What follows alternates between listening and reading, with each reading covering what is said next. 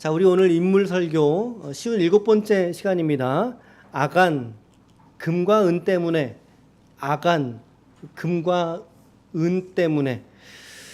오늘은 우리가 매일 성경의 레위기 본문을 원래는 살펴볼 일정인데, 본 일정은 근데 우리가 오늘 본문 내일 새벽에 우리가 볼 테니까 내일 새벽에 살펴보도록 하겠고요. 우리가 지지난주에 갈렙 첫 번째 시간, 또 지난주에 또 갈렙 두 번째 시간, 혹시 지난주 설교에서 기억나는 한마디 없으세요? 너무 갑작스럽게 질문을 드렸죠. 지난주 우리 주일 설교 시간에 그렇죠. 이 산지를 내게 주소서. 시작.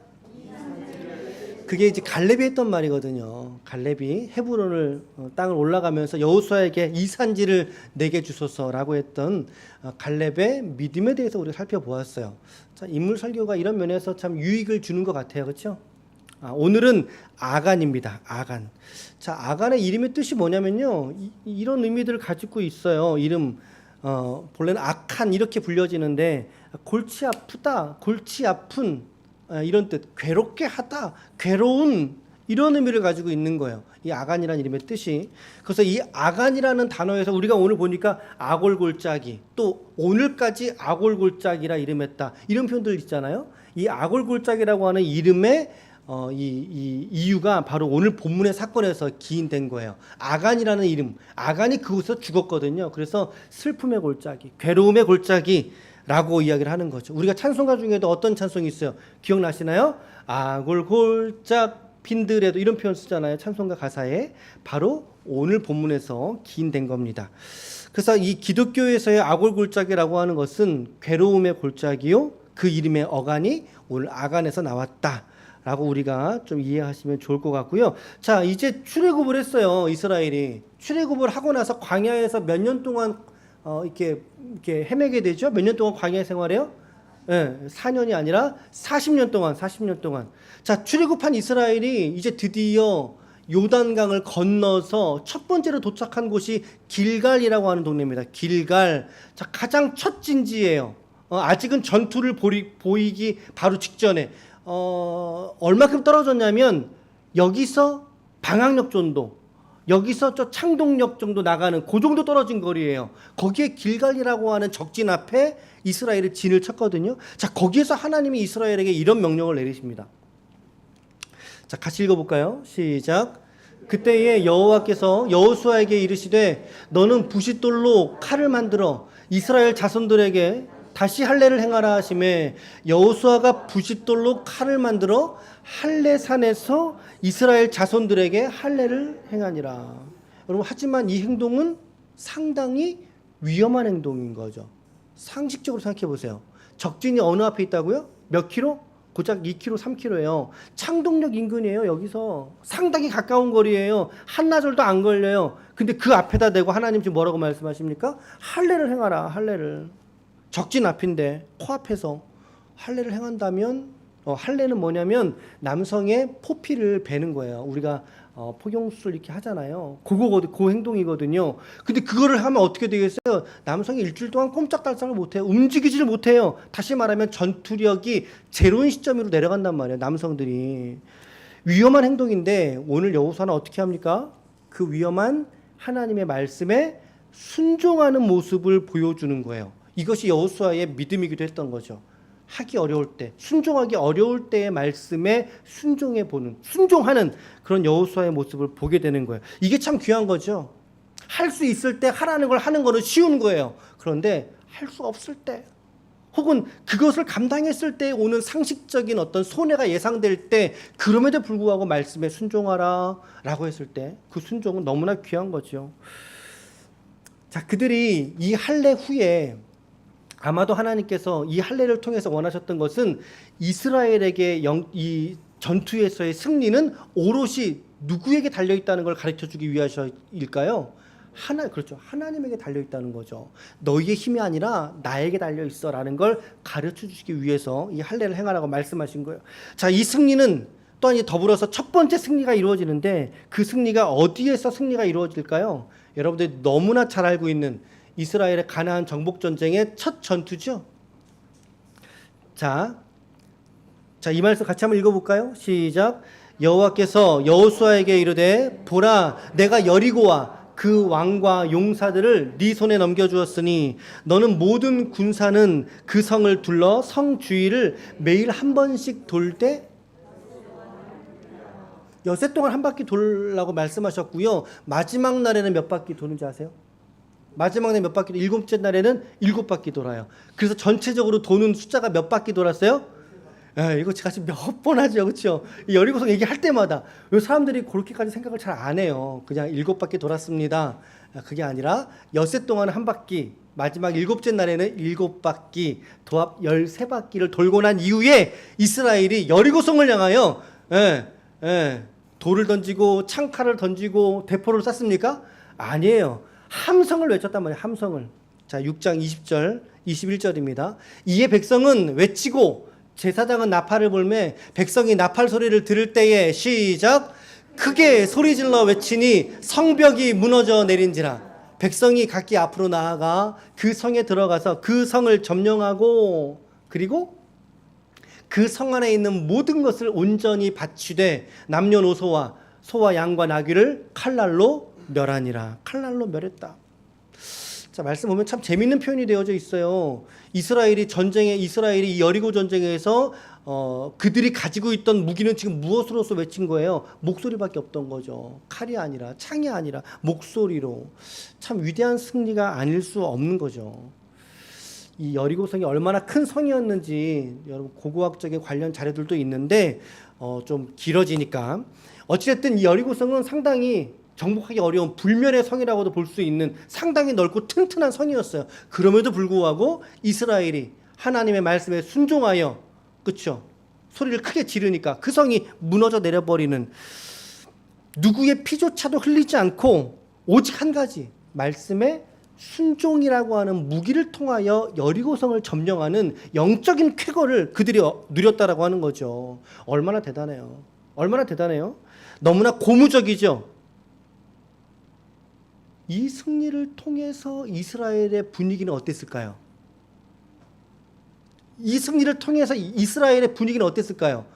상당히 들떠 있겠죠. 너무나 사기가 충전해 있는 모습이지 않겠어요? 그런데 여러분 그 승리 가운데 아주 위험한 요소가 한 가지 숨어 있게 됩니다. 그 승리 속에 자, 일단은 먼저 상황을 좀 더 살펴보고 나서 말씀을 드릴게요. 이 여리고성 전쟁에서 승리하고 난 이후에 그 다음 성이 어디였냐면 아이성이라는 동네예요. 아이라고 하는 동네. 아이성을 이제 전투하게 되는데 자, 이 본문이 오늘 우리가 읽었던 우리 여호수아서 7장 본문의 전반부 이야기인데요. 같이 한번 또 우리 이해를 위해서 같이 한번 읽을게요. 2절부터 5절까지인데 같이 쭉 읽어가 볼게요. 시작. 시작. 여호수아가 여리고에서 사람을 베델 동쪽 베다웬 곁에 있는 아이로 보내며 그들에게 말하여 이르되 올라가서 그 땅을 정탐하라 하매 그 사람들이 올라가서 아이를 정탐하고 여호수아에게 돌아와 그에게 이르되 백성을 다 올라가게 하지 말고 2-3천 명만 올라가서 아이를 치게 하소서. 그들은 소순이 모든 백성을 그리로 보내어 수고롭게 하지 마소서 하므로 백성 중 3,000명쯤 그리로 올라갔다가 아이 사람 앞에서 도망하니 아이 사람이 그들이 36명쯤을 쳐 죽이고 성문 앞에서부터 스바렘까지 쫓아가 내려가는 비탈에서 쳤으므로 백성의 마음이 녹아 물같이 된지라. 자, 여러분들이 지금 이 말씀을 좀 쭉 이해하시면서 읽었다면 어떤 느낌이세요? 예. 자, 아이성을 정탐했어요. 정탐꾼 보냈어요. 보냈어요. 실제적으로 아이성은요, 여리고 성에 비하면 3분의 1도 안 되는 상당히 작은 성이라고 추측이 됩니다. 그렇게 예상이 되는 성읍이었던 거죠. 자, 지금 이스라엘의 분위기가 어떤 분위기라 그랬어요? 상당히 여리고 그 큰 성을 그냥 함성으로 정복을 해버렸으니 얼마나 고무돼 있어요. 얼마나 이 사기가 충천해 있냐고요. 이게 아주 신기한 방법으로 여리고성을 무너뜨렸단 말이죠. 들떠 있는 모습이죠. 그런 사람들이 아이성을 보니까 어때요? 우스운 거예요. 이제 저 성이 너무나 우스운 거예요. 3절 말씀 우리가 방금 읽었죠. 3절 말씀에 백성을 다 올라가게 하지 말고 우리 에너지를 다 소비할 필요 없습니다. 우리 좀 아낍시다. 2, 3천 명만 올라가서 아이를 치게 해도 될 것 같습니다. 적은 인원, 최소한의 인원으로 그 땅을 정복할 수 있을 것 같은데요. 뭘 굴린 거예요? 머리를 굴린 거예요. 머리를. 교만과 그리고 스스로 자만에 빠져 있는 모습을 여러분 읽혀지지 않습니까? 느껴지지 않으셨어요? 방금 말씀 읽으시면서 아주 엉뚱한 착각을 이들이 하고 있던 거죠. 저거 별것도 아니네. 별것도 아니네. 여리고 성도 우리가 그렇게 소리를 질러서 목소리만으로 이겼는데 저거 아이성쯤이야. 어떻게 돼요? 철저하게 비참하게 참패를 거두게 됩니다. 그 조그만 성 앞에서 5절 하반절에 이스라엘의 마음을 뭐라고 표현하고 있어요? 백성의 마음이 녹아버렸다. 두려움에 녹아버렸다는 거예요. 물같이 쏟아져 버렸다는 거죠. 바들바들 떨었던 거예요. 이들이. 여러분은 이것이 자만의 결과인 거죠. 그 당당하고 자신감 있던 태도는 어디로 가버리고 이처럼 두려움 앞에서 물처럼 흘러내버린 사기가 어디 있어요? 이들에게 지금 용기가 어디 있어요? 이게 자만의 결과라는 거죠. 교만의 결과라는 거예요. 우리도 마찬가지죠. 여러분, 우리의 삶을 무너뜨리는 한 가지 영적인 요소, 그것은 내 안에 있는 자만, 교만이라고 하는 것입니다. 교만, 이처럼 무서운 거예요. 그래서 성경은 무엇이라고 말하고 있습니까? 잠언서에 시작. 교만은, 그렇죠, 거만한 마음은 넘어짐의 앞잡이니라. 오늘 말씀에 정확하게 적용될 수 있는 말씀이죠. 이스라엘의 교만 어떻게 됐어요? 패망. 그렇죠? 전쟁에 나가서 철저하게 패하는 그 선봉이 교만이다. 혹시 오늘 저와 여러분들에게 이러한 교만이, 이러한 자만이 겸손보다 순종보다 앞서 있지는 않은지 우리의 믿음의 소위를 돌아보아야 할 것입니다. 반드시 한 번은 넘어지게 되어져 있어요. 교만한 사람, 자만한 사람 넘어지게 되어져 있어요. 말씀이 뭐라고 되어 있어요? 패망의 선봉이래잖아요. 넘어짐의 앞잡이, 제일 먼저 넘어진다 그 말입니다. 제일 먼저 앞서가다가 툭 하고 넘어진다라는 거예요. 교만할 때. 오히려 오늘 우리들이 혹여라도 이런 교만 가운데 또 내가 때론 넘어질 때도 있고 또 쓰러질 때도 있지만, 그러나 여러분 오히려 그 자리가 내가 교만했구나 라고 하는 것을 하나님 앞에 깨닫고 나올 수 있는 겸손의 자리, 그리고 순종의 자리가 될 수 있기를 축복합니다. 넘어진 자리에서 일어서세요. 자빠진 자리에서 하나님의 뜻을 깨닫고 순종함으로 일어선다면 오히려 그 사건이 여러분들을 성장시키는 거죠. 우리를 성장시키는 거죠. 자, 이런 패배의 원인, 일단 겉으로 관찰될 때의 이스라엘의 패배의 원인은 첫 번째, 그러니까 뭐예요? 자만, 교만, 이거죠. 그런데 하나님은 이 패배의 원인, 본질적인 원인을 무엇이라고 지적하고 계시냐라고 하는 거예요. 오늘 7장 다 읽진 않았는데 11절, 12절. 자, 보실까요? 11절, 12절. 시작. 이스라엘이 범죄하여 내가 그들에게 명령한 나의 언약을 어겼으며 또한 그들이 온전히 바친 물건을 가져가고 도둑질하고 속이고 그것을 그들의 물건들 가운데 두었느니라. 그러므로 이스라엘 자손이 그들의 원수 앞에서 능히 맞서지 못하고 그들 앞에서 돌아섰나니. 그러니까 이스라엘이 이처럼 아이성 앞에서 물처럼 녹아져서 패배한 이유가, 표면적인 이유는 뭐라고요? 그들의 교만과 자만. 그러나 본질적인 이유로 하나님이 캐셨어요. 그건 무엇이라고요? 너희 중에, 이스라엘 너희 중에 범죄한 사람이 있다는 거예요. 그렇죠?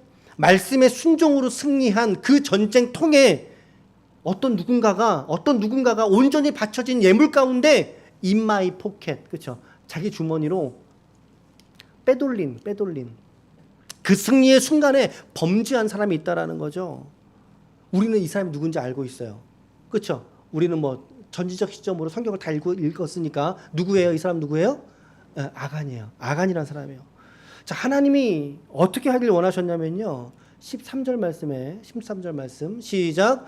너는 일어나서 백성을 거룩하게 하여 이르기를 너희는 내일을 위하여 스스로 거룩하게 하라. 이스라엘 하나님 여호와의 말씀에 이스라엘아 너희 가운데에 온전히 바친 물건이 있나니 너희가 그 온전히 바친 물건을 너희 가운데서 제하기까지는 네 원수들 앞에 능히 맞서지 못하리라. 스스로 거룩하게 하라. 스스로 거룩하게 하라. 자, 거룩은 무엇이죠? 시작. 그렇죠. 구별. 예. 자, 믿음은 무엇이죠? 시작. 관계. 하나님과 나와의 인격적 신뢰 관계. 이게 믿음의 정의라고 말씀을 드려서 꼭 여러분 머리에 넣어두세요. 믿음은 무엇인가? 신뢰 관계라는 거예요. 파워가 아니라 신뢰 관계라는 거예요. 자, 그리고 거룩은 무엇이다? 분별, 구별. 이거는 제가 레위기 묵상을 말씀드리면서 말씀을 드렸죠. 자, 그런데 이 본문의 문맥 속에서는 거룩의 의미는 성결인 거예요. 이건 구별이란 표현보단 성결, 죄를 없이 해야 되니까. 그러니까 거룩의 더 본질적인 속성의 이야기를 지금 하신 거죠. 죄를 없이 한다라고 하는 의미의 거룩이라는 의미를 우리가 받으시면 되는 거예요. 죄를 제거하라는 거죠. 그 죄를 제거해라. 너희 공동체에서 누군가 이 범한 죄를 범했기 때문에 너희들이 전쟁에서 승리하지 못했는데 이 죄 문제 너희 공동체에서 해결하지 않으면 안 돼. 이거 너희들 가운데 없이 해야 돼. 라고 하는 말씀이에요. 이스라엘은 앞서서도 여리고성에 아주 위대한 승리를, 큰 승리를 거두었지만 이내 곧 마주했던 작은 아이성이라고 하는 전투에서는 철저하게 패배해버리고 맙니다. 물같이 녹아버리고. 오늘 우리가 주의해야 될 점이 바로 이런 지점이죠. 오늘의 승리에 머물러 있으면 안 된다라는 거예요. 성경은 그걸 말하는 거죠. 오늘의 승리 가운데 내가 안주해 있고 내가 이만한 승리까지 거뒀으면 됐지. 그런 표현에 안주해 있으면 그 이후에 찾아오는 시험과 그 이후에 찾아오는 과정 속에서 승리를 경험할 수 없다라는 거예요. 오히려 큰 거에는 승리할 수 있어요. 큰 거에 승리하는데 오히려 작은 곳에서 패하게 돼버리는 그런 경험들이 우리 성도에게 있지 않습니까? 여러분 주일 성수 오늘 교회 잘 나오셨어요. 주일 성수 너무나 잘하셨어요. 하지만 주일 성수가 우리 신앙의 전부 아니잖아요. 주일날 교회 나와서 나는 주일 성수했어. 그런데 한 주간의 삶에서는 실패할 수 있는 거예요. 한 주간의 삶에서는 교회에서는 다른 성도분들에게, 권사님들에게, 집사님들에게 너무 잘했어요. 관계도 잘했어요. 그런데 여러분들이 살아가는 삶의 자리에서는 그 관계가 무너진 관계로 살아갈 수 있다는 거죠. 주일 성수도 물론 중요하지만 그것 자체가 우리의 삶에서의 승리를 보장하는 건 아니다 이 말이에요. 그 집사님들, 권사님, 목사님 잘할 수 있어요. 하지만 여러분들이 살아가는 삶의 자리에서의 관계를 실패하면 그 어떤 의미가 있겠습니까? 그것이 무슨 의미가 있겠어요? 오히려 작은 삶에서의 승리가 오히려 더 큰 승리를 이끌어가는 마중물이 되시기를 축복합니다. 여러분들 삶에서 경험하는 작은 승리들이 모여서 더 큰 승리를 경험하게 되는 거죠. 그 승리의 은혜가 오늘 여러분들의 삶에 있기를 축복합니다. 아멘. 큰 거 한 건만 내가 잘하면 돼. 그렇지 않다고요. 오히려 나머지의 것들에서 우리가 믿음의 오합지졸처럼 패배한다면 큰 승리는 의미가 퇴색되어 버리고 만다 라고 하는 거죠. 여러분 이런 지점들도 우리에게 실천할 수 있는 좋은 지점이 돼요. 여러분 또 잘 들으시고 또 우리가 같이 고민하고 또 정리하시면서 한 주간의 묵상의 재료 삼으셨으면 좋겠어요. 자, 이 원인을 성경은 겉으로는 자만, 교만, 그러나 본질적으로는 죄의 문제라고 성경은 고발하고 있는 거죠. 이 아이성 전투의 사건을 통해서 고발하고 있다. 자, 이제 아간이 어떤 일을 벌였다고 말합니까? 성경이 이제 우리가 오늘 읽은 본문으로 이제 들어오는 거죠. 자, 21절에 이제 여호수아가 아간에게 갔어요. 가서 이제 어떻게 했느냐? 21절 시작. 내가 노력한 물건 중에 아름다운 외투 한 벌과 은 200세겔과 그 무게가 50세겔 되는 금덩이 하나를 보고 탐내어 가졌나이다. 보소서 이제 그 물건들을 내 장막 가운데 땅속에 감추었는데 은은 그 밑에 있나이다 하더라. 하나님은 분명히 이스라엘로 가나안 땅을 주시겠다라고 약속하셨어요. 근데 그 땅에서의 백성, 특히 아간으로 특정되는 이 한 사람의 죄 문제가 결국에는 이스라엘 온 민족의 실패를 가져오게 되는 도화선이 되고 말았다라고 하는 것입니다. 여기에서 우리는 깨달아야 돼요. 죄라고 하는 것은 오염성이 있다는 거죠. 오염성이 있다. 우리 지난 주간에 새벽 예배 때 레위기 말씀 계속 하면서 반복적인 메시지가 뭐였습니까? 죄는 오염성이 있다. 죄는 오염성이 있다. 성윤리에 관해서 우리 자녀들이 있어서 조금 불편한 말씀도 있었는데 성윤리에 관해서 그리고 사회윤리에 관해서 그렇죠? 오염성이 있다. 하나님은 그들을 죽이라고 명령했던 죄들이 얼마나 많은지 몰라요. 왜 죽이라 그랬을까요? 왜 죽이라 그랬을까요? 오염성이 있기 때문입니다. 다른 백성들에게도 그 죄가 전이되기 때문에, 전달되기 때문이라는 거죠. 마찬가지라는 거예요. 오늘 그 논리로서 오늘 이 한 사람 아간, 비록 한 사람의 죄지만 이 아간의 범죄로서 어떻게 돼요? 이스라엘 모든 민족에게 끼칠 해악이 너무나 컸다라는 거죠. 그들에게 끼칠 이 전염병과 같은 죄악의 문제, 이 죄의 원천을 하나님은 끊어내셔야 했던 거예요. 차단하실 필요가 있던 거예요. 그래서 하나님의 방식은 무엇이었냐면요, 이런 방식으로 하나님이 이를 드러내셨거든요. 자, 14절 말씀 시작. 너희는 아침에 너희 지파대로 가까이 나아오라. 여호와께 뽑히는 그 지파는 그 족속대로 가까이 나아올 것이요, 여호와께 뽑히는 족속은 그 가족대로 나아올 것이요, 여호와께 뽑히는 그 가족은 그 남자들이 가까이 나아올 것이며. 추첨하는 방식이었던 거죠. 12민족 중에, 지파 중에 한 지파, 지파 중에 가정, 가정 중에 가족, 가족 중에 어느 한 남자 한 사람, 이 죄악이 누구에서 비롯되었는지를 확인하게 되는데, 자, 그 과정은 어떻게 되어 있습니까? 16절부터 18절이에요. 우리 또 살펴봤던 이야기인데 저거 빨간색 좀 유념하면서 보세요. 시작. 이에 여호수아가 아침 일찍 일어나서 이스라엘을 그의 지파대로 가까이 나오게 하였더니 유다 지파가 뽑혔고, 유다 족속을 가까이 나오게 하였더니 세라 족속이 뽑혔고, 세라 족속의 각 남자를 가까이 나오게 하였더니 삽디가 뽑혔고, 삽디의 가족 각 남자를 가까이 나오게 하였더니 유다 지파 세라의 증손 삽디의 손자인 갈미의 아들인 아간이 뽑혔더라. 12지파 중에 하나님이 끝까지 아간을 추적하셔서 아간을 골라내십니다. 마치 쪽집게로 머리털 하나를 쏙 뽑아내듯이. 이것이 하나님이 죄인된 우리를 찾아오시는 방식 중에 한 가지예요. 너무나 두렵고 떨림으로 우리가 또 이 말씀을 받아야 할 줄로 믿습니다. 이렇게 추적해 오시는 하나님의 발걸음을 아간이 보고 있을 거 아니에요. 지금. 아니 60만 명이 출애굽했다면서요. 그 200만 명이라고 인구가. 그 중에 12지파로 쪼개졌을 거 아니에요. 12지파 중에 한 지파. 어이구, 우리 지파네. 그 다음 세라 족속. 우리 할아버지네. 그리고 삽디. 우리 아버지네.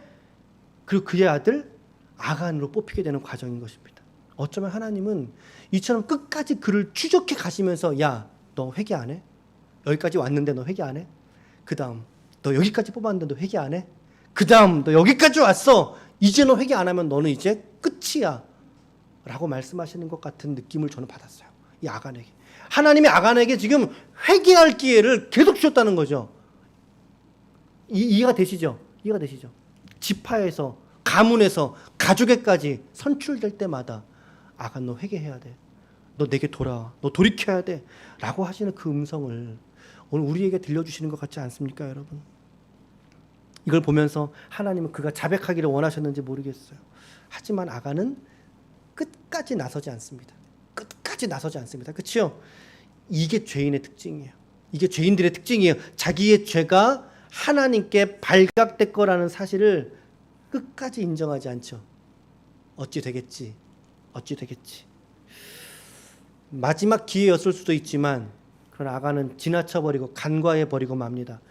혹시 하나님이 나를 지목하시겠어? 혹시 하나님이 지금 내 이 죄를 지적하시겠어? 라고 하는 것 말입니다.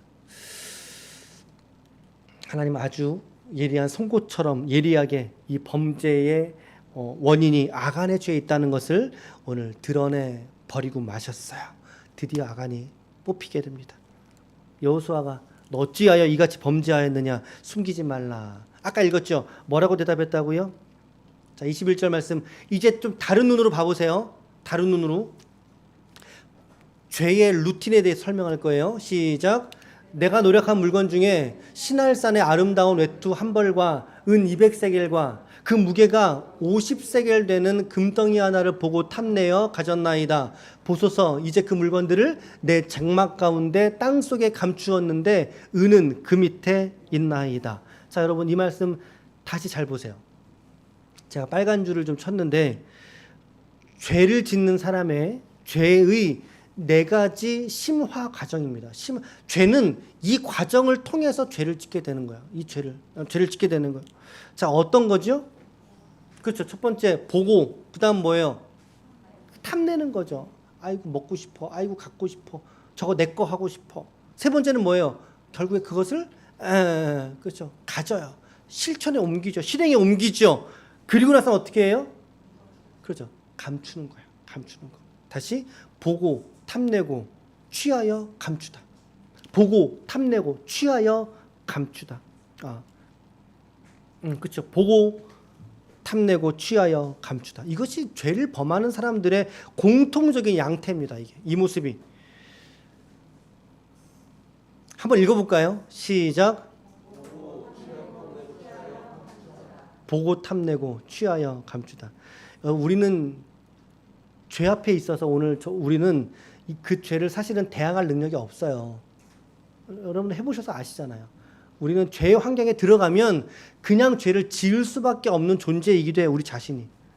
죄를 짓게 되는 상황이 되면 우리는 자연스럽게 죄를 짓는다니까요. 그게 우리 본성이에요, 여러분. 영락없이 같은 죄를 짓고 또다시 짓고 회개하고 또다시 짓고 실족하고 넘어졌는데 또다시 일어났는데 또다시 거기서 넘어지고 매번 넘어지는 그 지점에서 넘어져요, 여러분. 그 사람들마다 다 달라요. 그런데 이게 다 동일하지가 않다는 거예요. 그런데 그 죄의 시작 지점이 어디라고요? 보는 데 있다는 거예요. 보는 데 있다는 거예요. 보는 데 있다는 거예요. 그래서 우리 성도들은요, 권하기는 우리 지체들은 아예 죄를 짓는 곳에 가지도 않고 죄를 짓는 것을 보지도 않는 것이 가장 죄를 예방하는 최선의 대책입니다. 최선의 대책이에요. 가지 않고 보지 않는 걸 말하는 거죠. 죄를 대항할 수 있는 유일한 방법이 그거 하나밖에 없어요. 여러분 지금 이 보고 탐내고 취하여 감춘 거 혹시 누가 떠오르지 않으세요? 방금 누가 얘기했지? 가인 말고 다윗? 그렇구나. 다윗 좋아요. 다윗도 맞아요. 근데 오늘 일단 설교는 아니고요. 혹시 저하고 합이 맞는 분 또 누구 있을까요? 누가 떠오르지 않으세요? 아담의 아내 하와. 자, 말씀 볼게요. 3장 6절입니다. 창세기 3장 6절인데요. 이 말씀 보고 이 죄의 루틴이 진짜인가 아닌가 여러분 확인해 보세요. 시작. 여자가 그 나무를 본즉 먹음직도 하고 보암직도 하고 지혜롭게 할 만큼 탐스럽기도 한 나무인지라. 여자가 그 열매를 따 먹고 자기와 함께 있는 남편에게도 주매 그도 먹은지라. 그리고 나서 이제 8절 말씀에 보면요. 앞에 부분은 생략하고요. 여호와 하나님의 낯을 피하여 동산나무 아래로 숨었다. 죄인으로서 자기를 감췄다 그 말입니다. 감췄다. 어때요? 이 동산나무 사이에 있었던 이 최초의 죄악의 일도 이 죄의 루틴을 그대로 따라가고 있죠. 너무나 정확해요. 사람이 죄를 짓는 루틴, 보고 탐내어 취하고 감추는 거예요. 오늘 여러분들이 보고 있는 것은 무엇입니까? 오늘 여러분들이 보고 있는 것은 무엇입니까? 아가는 오늘 금과 은을 보았어요. 금과 은을 보았어요. 거기에 마음이 훅하니 넘어갔어요. 50세겔의 금이라 그랬잖아요. 한 세겔이 몇 그램이라 했죠? 2점 몇 그램 말씀드렸나요? 50세겔이니까 이게 100g이 넘어요. 큰 거예요. 큰 덩어리예요. 작은 덩어리가 아니에요. 오늘 그는 금과 은을 보고서 마음이 훅 동해져 버렸어요. 그래서 그것에 손을 대고 말았죠. 오늘 여러분들은 무엇을 보고 있으십니까? 여러분들은 어디를 가고 계십니까? 여러분들이 머무는 발걸음은 어디에 머물러 계십니까? 우리는 어린아이 때부터 노래를 배웠어요. 내 눈이 보는 것을 모르세요? 내 눈이 보는 것을 조심해. 내 발이 가는 것을 조심해. 그렇죠? 위에 계신 주께서 사랑스레 보시네. 내 눈과 입과 손과 발을 조심해. 아시죠? 아시는데 모른 척 하시는 거죠. 여러분 죄의 유혹은 우리 자신에게서부터 나온다는 사실을 잊지 마시길 바랍니다. 누군가가 저것 때문에가 아니라 우리 자신에게서 나오는 거예요. 우리의 눈 관리를 못해서, 손 관리를, 입 관리를 못해서, 우리의 발 관리를 못해서 우리가 죄로 나아가게 되는 것입니다. 오늘 이번 한 주간 특히나 우리 지체들이 보시는 것에 있어서 조심하시길 바라고요. 여러분들이 가는 곳에 있어서 주의하시길 바라고요. 여러분들의 입으로 말하는 것에 있어서 그리스도인의 은혜가 흘러넘칠 수 있기를 축복합니다. 그렇죠? 어찌하여 한 우물에서 쓴물과 단물이 나리요. 그렇죠? 우리 입술에서 하나님을 찬양하는 찬송과 더불어서 아멘이라고 하는 믿음과 더불어서 어떻게 우리의 입에 담지 못할 이야기를 하면서 우리가 살아갈 수 있겠느냐라고 하는 거예요. 스스로 여러분들 우리가 조심하셔야 된다라는 거예요. 요한일서 2장 16절은 그러므로 우리에게 이렇게 말하고 있습니다. 시작. 이는 세상에 있는 모든 것이 육신의 정욕과 안목의 자랑과 이생의 자랑이니 다 아버지께로부터 온 것이 아니고 세상으로부터 온 것이라. 아멘. 육신의 정욕과 안목의 정욕과 이생의 자랑의 미혹으로부터 우리가 스스로 우리 믿음을 잘 근신하고 깨어 있어야 할 줄로 믿습니다. 아간의 체구는 그러므로 어떻게 됐나요? 우리 오늘 말씀의 결론이죠. 자, 25절 6절 시작. 여호수아가 이르되 네가 어찌하여 우리를 괴롭게 하였느냐? 여호와께서 오늘 너를 괴롭게 하시리라 하니 온 이스라엘이 그를 돌로 치고 물건들도 돌로 치고 불사르고 그 위에 돌 무더기를 크게 쌓았더니 오늘까지 있더라. 여호와께서 그의 맹렬한 진노를 그치시니 그러므로 그곳 이름을 오늘까지 아골 골짜기라 부르더라. 자, 오늘까지라고 하는 표현을 보면 이것이 기록이 후대 기록이라는 걸 얘기하고 있는 거예요. 자, 어찌됐든 이 아간이 그곳에서 죽었어요. 그래서 그 이야기가 전승을 타고 내려와 그곳을 아골, 괴로움의 골짜기라고 부른 거예요. 돌로침을 당했을 뿐만 아니라 그가 가지고 왔던 것들이 탈 때 그도 함께 불타버리게 되는. 여러분, 그만 죽은 게 아니에요. 아까 말씀에 누구누구를 다 모았어요? 그의 아들과 딸들까지 다 모았어요. 연좌제죠. 그로 인한 죄악으로 인해서 그의 가문이 진멸되는, 그러한 최후를 맞이하게 된 겁니다. 이것이 죄의 비참함이라는 거예요. 죄의 비참함, 숨겨진 죄의 비참함. 결국에는 그 죄인을 끝까지 끌고 들어가서는 결국에 죄의 값을 사망으로 치르게 하는 이 비참한 결과를 맞이하게 된다. 그렇죠? 은닉한 죄가 회개되지 않고 남아있을 때. 그런데 이것이 사실은 우리의 운명이었잖아요. 우리들의 운명이었잖아요. 한평생 우리가 죄에 매여 종노릇하며 죄가 끌고 가는 대로 끌려갈 수밖에 없었던 우리였지만, 그러나 그럼에도 불구하고 하나님께서 예수를 우리 가운데 보내주셔서 우리의 죄의 값을 대신 치르게, 대속, 한 번에 단번에 영원한 대속을 치르셔서 오늘 우리로 하나님의 언약의 백성, 구원의 백성 삼으신 줄로 믿습니다. 이 예수 그리스도의 은혜로 구원받은 백성이 오늘 저와 여러분들이죠. 그렇죠? 우리는 오늘 아간의 범죄함을 보면서 우리의 범죄함을 깨닫게 되고, 우리의 존재가 이 아간의 비참함으로 나아가야 됐음에도 불구하고 그 비참함을 아들 예수가 대신 감당하심으로 말미암아 우리가 하나님의 백성이 되는, 사망에서 생명으로, 죄인에서 의인으로 우리의 존재가 뒤집어져 버리는 이러한 은혜를 하나님께서 저와 여러분들에게 주신 줄로 믿습니다. 아멘, 아멘. 너무나 아멘. 자, 해설은 마쳤고요. 오늘 5가지로 적용을 드릴 텐데 짧게 할게요. 걱정하지 마세요. 적용 첫 번째는 교만을 버리시라는 거예요. 교만을 버리고 말씀의 순종함을 여러분 배우시라는 거예요. 말씀의 순종함을 배우시라는 거죠. 할 수 없을 때의 순종이 더 진실한 순종인 줄로 믿습니다. 그렇죠? 길갈에서의 할례에 순종했던 이스라엘의 모습 말이죠. 두 번째는 작은 승리들을 통해서 여러분들이 큰 승리로 나아갈 수 있기를 축복합니다. 작은 승리들이 쌓였을 때 큰 승리를 감당할 수 있는 거예요, 여러분. 그리고 큰 승리를 경험했을 때 교만하지 마시고 자고하지 마시고 겸손하게 하나님 앞에 우리를 계속해서 날마다 드릴 때에 우리는 삶에서의 승리를 거두게 되는 것입니다. 그렇죠? 작은 승리에서부터 여러분 경험하십시오.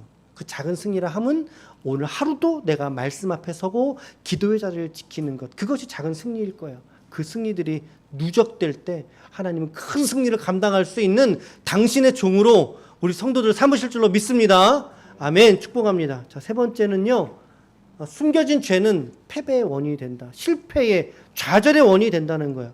그럼 여러분들 숨겨진 죄가 있거들랑 하나님 앞에 계속 꽁꽁 감추고 싶은 죄가 있거들랑 오늘 다시 한번 하나님의 돌아오라는 음성을 들으십시오. 하나님의 회개의 기도, 회개의 기회를 매번 주셨잖아요. 오늘 아간에게 주셨듯이 우리에게도 이 시간 이 말씀을 통해서 회개하고 내게 돌아오라 라고 하는 말씀이 여러분들에게 들리지 않으십니까? 하나님께 이 죄를 고백하는 삶이 되라. 그렇죠? 세 번째 적용, 네 번째 적용은요.